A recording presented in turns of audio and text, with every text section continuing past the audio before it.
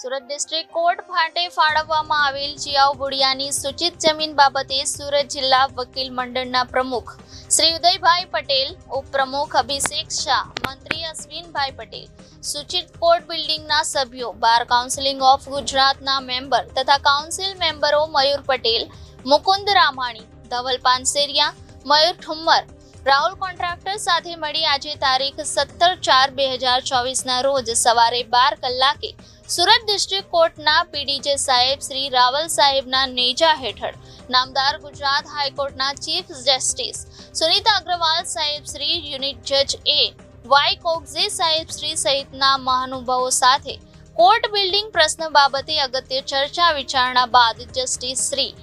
તથા યુનિટ જજ શ્રી જીયાવ બુડિયાની કોર્ટ માટેની સૂચિત જમીનનું સ્થળ પરીક્ષણ કરવા તૈયારી બતાવી હતી. તે ઉપરાંત સુરત જિલ્લા વકીલ મંડળના પ્રમુખશ્રી સહિતના જાણકારી ધરાવતા વકીલશ્રીઓના રજૂઆત ધ્યાને લીધા બાદ કલેક્ટરશ્રી તથા radiant additional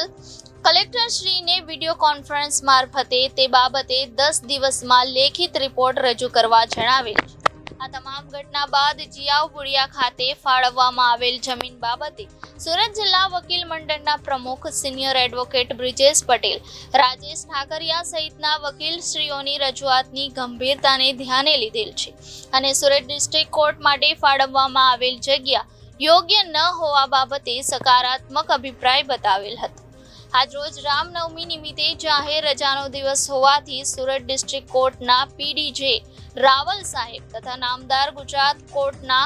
chief justice Sunita Agarwal સાહેબ શ્રી, યુનિટ જજ એ વાય કોગઝે સાહેબ શ્રીએ કિંમતી સમય ફાળવી આપી સુરત જિલ્લા વકીલ મંડળની ગંભીર રજૂઆતોને સાંભળી તે બદલ સુરત જિલ્લા વકીલ મંડળ તરફથી ખૂબ ખૂબ આભાર વ્યક્ત કરીએ છીએ. વિવેક સિંહ, જનાદેશ ન્યૂઝ, સુરત.